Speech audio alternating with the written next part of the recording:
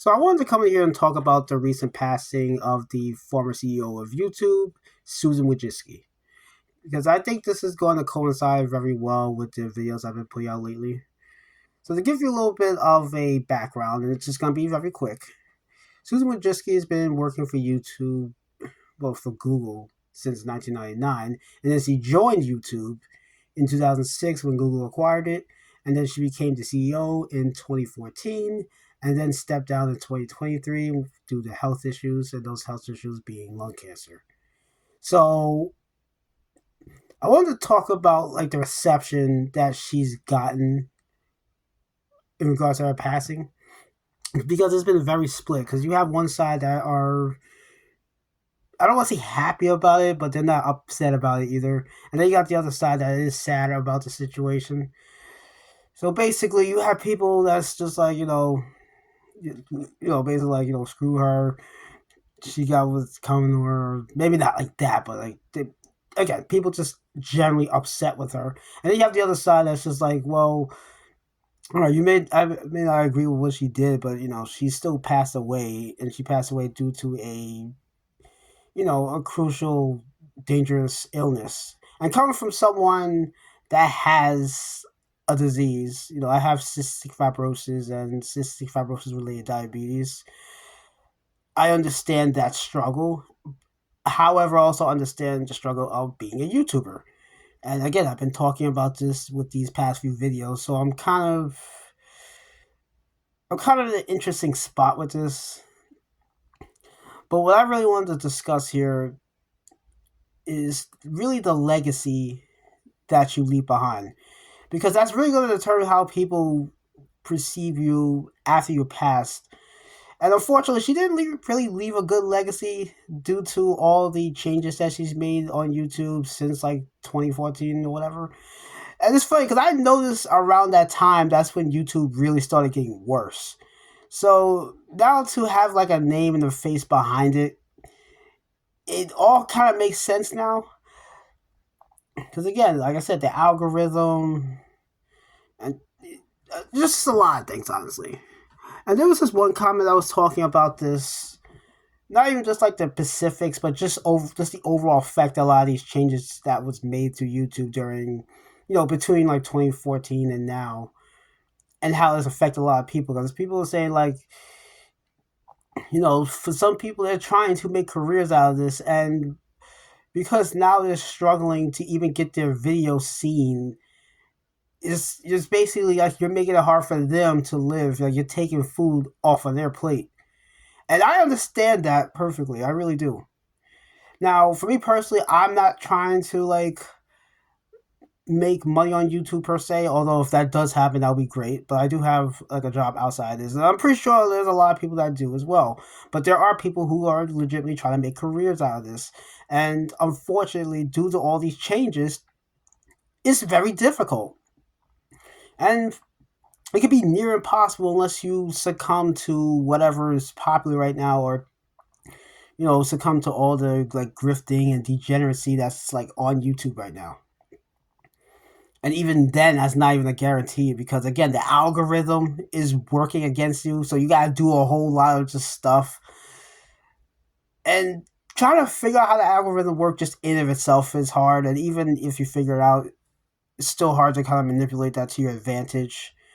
There's just a lot that goes into that issue, and when you look like before 2014, like it was a lot easier to get views on things, and it was also just a lot easier just to make content.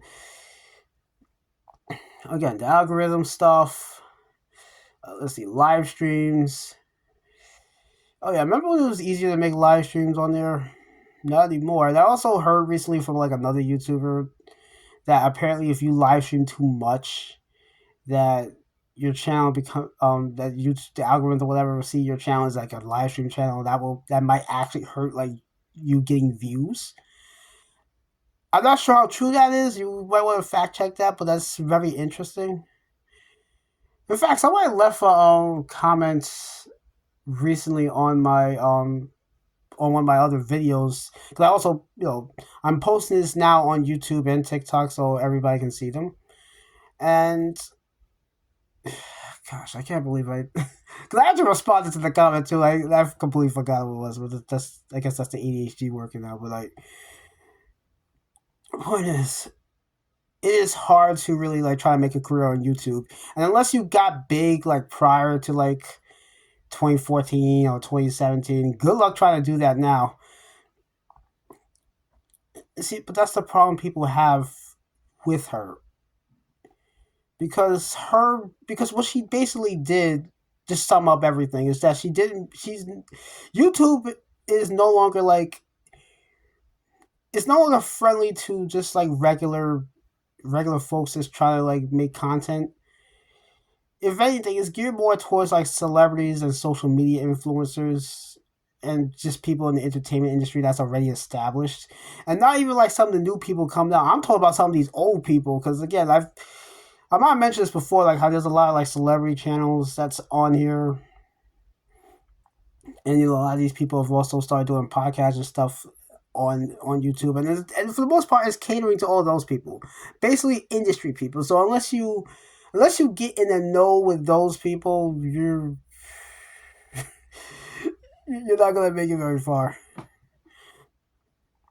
So again, I understand people's frustration because again, it's near impossible to really make a career on YouTube these days without having to, I don't know, I guess basically sell your soul. Although you could say that about kind of any industry, but again, even that is not a guarantee, and that's probably the worst part of all. Because at least usually with other industries, like back in the day, you did that, and you at least guaranteed to at least get something out of it. Whereas nowadays, not so much. And you know what's messed up when people are saying that? Well, I guess like the community guidelines got her, or maybe now that she's gone, maybe things will get better. Oh yeah, the community guidelines. I also put in my notes about something about a double click acquisition. I don't know exactly what that is. I probably should have looked that up before I actually made this video. But basically, the point is when you do stuff that's gonna mess with people's livelihood, expect a storm to come from that. So for all the people that's like, oh well, you gotta chill, just let her rest in peace. She suffered a lot. She suffered enough already. She had to deal with lung cancer, and apparently, I think her son had passed away beforehand. And again, I understand that stuff. I really do. But you also gotta understand the people that feel a certain way with how she was doing things and how that affected their livelihood. And I think that's the issue that I think both sides are not really seeing. But I mean, that's pretty much it. That's pretty much what I wanted to talk about, honestly. I guess the takeaway from this is just don't do wrong to people. I understand a lot of this is done, for business, for money purposes, and I'm pretty sure she has a lot of shareholders that she has to answer to. So again, she was probably making decisions to help those people, not the people that actually do stuff on YouTube. I probably should have mentioned all the shadow banning and censorship stuff. If you make content or a certain way that maybe whoever she's trying to like gear, whatever, whoever the Google whatever is trying to appease, you're gonna get punished for it. So, but anyway, I'm just rambling at this point. I hope you guys, understand where I'm coming from with this, and have a good day. Yeah, I just wanted to come here and talk about that, considering the videos I've been making lately. So, I don't know if this is going to continuously be like a series that I'm doing. I didn't really want to make this a series, but here we are. So, rate, comment, subscribe, and really tell me what you guys think about this whole situation.